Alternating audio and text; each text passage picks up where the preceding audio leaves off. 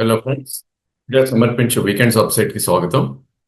ఇక ఈ వారం మనం గత వారం అనుకున్నట్టే ఒక లోవర్ లో ఫామ్ అయ్యి కంటిన్యూస్ గా ర్యాలీనే రావటం చూసాం. Of course last day of the week లోనే ఎక్కువ ర్యాలీ వచ్చినప్పటికీ ఏదైనప్పటికీ ఒక ఓపెన్ అండ్ లో almost same and high and close almost same. So ఒక లాంగ్ గ్రీన్ క్యాండిల్ మనకు కనపడింది.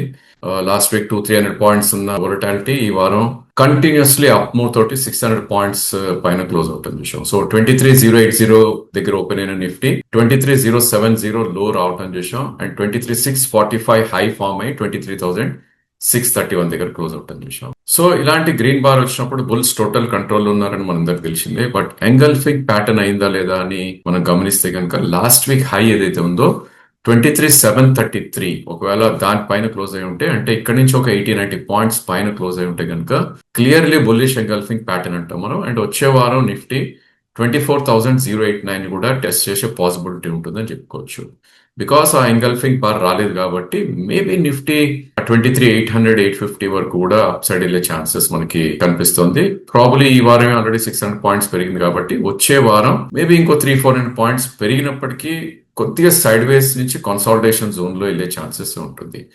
సో లోవర్ లెవెల్స్ ఎక్కడ అని మనం నెక్స్ట్ వీక్ కనుక చార్ట్స్ లో గమనిస్తే కనుక ఈ వారం ఎంతైతే పెరిగిందో అంటే 600 పాయింట్స్ తీసుకుంటే కనుక మనం దానిది 40% రీట్రేస్మెంట్, అంటే ఒక 250-300 పాయింట్స్ కిందకు వచ్చే ఛాన్సెస్ ఉంటుంది. సో 23,400 ఆర్ 350 ఒక సపోర్ట్ కింద మనం చూడొచ్చు నెక్స్ట్ వీక్ కి.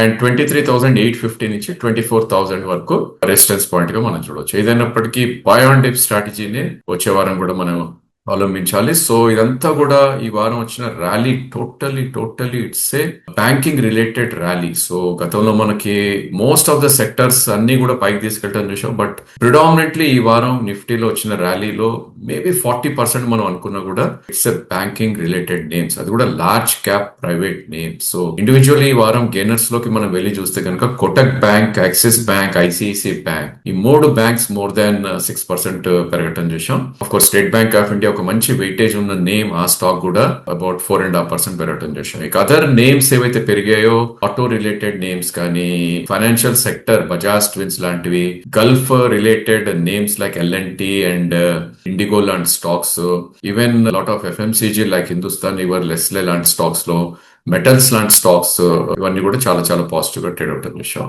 ఇక వీక్ అయినది మన అందరికి తెలిసిందే, ఐటీ చాలా వీక్నెస్ ఎగ్జిబిట్ చేసింది ఈ వారం.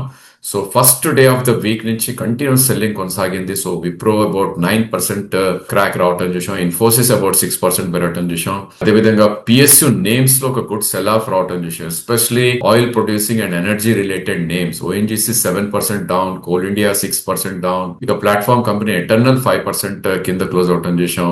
అండ్ ఇందాక కూడా టెక్ నేమ్స్ లో హెచ్సిఎల్ టెక్ మహీంద్రా, విప్రో, ఇవన్నీ కూడా they did very bad. And కొన్ని ఫార్మా నేమ్స్ లైక్ సిప్లాలో కొంచెం నెగటివిటీ అనేది మనకు కనపడింది. ఇక బ్యాంక్ నిఫ్టీ అయితే చెప్పనవసరం లేదు. మనం లాస్ట్ వీక్ కూడా మనం అనుకున్నాం, బికాస్ ఒక రివర్సల్ బార్ వచ్చింది కాబట్టి 2 వీక్స్ హై ఏదైతే ఉందో 55,536 వెళ్ళే ఛాన్స్ ఉంది అని, దాన్ని కూడా సర్పాస్ చేసి 56,687 ఏదైతే మల్టీ వీక్ హై ఉందో ఆ వీక్ క్లోజ్ అవుట్ చేసాం. So previous multi week high 8th మే రోజు, ఇన్ఫాక్ట్ 30th ఏప్రిల్ వీక్ ఏదైతే ఉందో దాని high 56,474. So almost 1.5 month high పైన ఈ వారం క్లోజ్ అవుట్ చేసాం. ఒక హ్యూజ్ గ్రీన్ బార్. సో ఈ బార్ సైజ్ మనం చూస్తే కనుక 53,853 దగ్గర ఓపెన్ అయిన బ్యాంక్ నిఫ్టీ 53,843, జస్ట్ 10 పాయింట్స్ లో.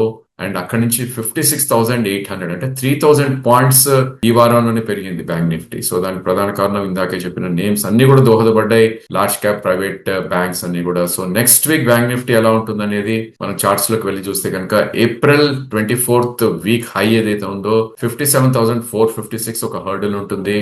అండ్ దాని తర్వాత 60,177 అండ్ 60,438 గ్యాప్ క్రియేషన్ ఉంది ఫిబ్రవరిలో. సో అక్కడ దాకా కూడా వెళ్ళే ఛాన్సెస్ ఉంటుంది. సో ఈ వారం 3,000 పాయింట్లు పెరిగినా నెక్స్ట్ వీక్ ఇంకో 3,000 పెరుగుతుంది అంటే కనుక కొద్దిగా డిఫికల్టీ లాగా అనిపిస్తుంది. But again we don't know, ఒకవేళ పిఎస్యు బ్యాంక్స్ కనుక జోర్ అందుకుంటే కనుక డెఫినెట్లీ బ్యాంక్ నిఫ్టీ ఇంకా కూడా పైకి వెళ్ళే ఛాన్సెస్ మనకి కనిపిస్తుంది. సో 60,000 అయితే హై చేస్తుంది ఈ టైంలో, అంటే ఇంకా 2,000 పాయింట్స్ అయితే పైకి క్లియర్లీ కనిపిస్తుంది.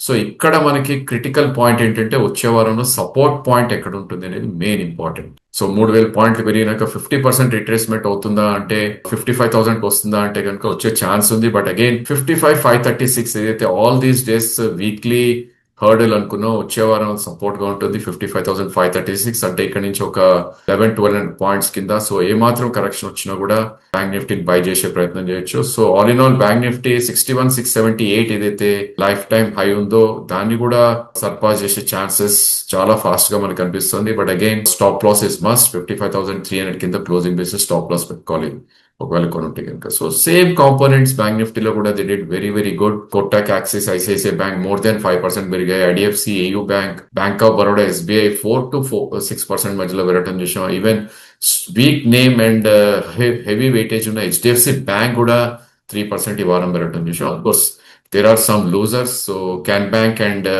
ఎస్ బ్యాంక్ అబౌట్ 3% వరకు కూడా కరెక్ట్ అవటం చేసాం. So that's all for this week. వచ్చే వారం ఇంకో వీడియోతో మళ్ళీ కలుద్దాం. Thank you for watching the video.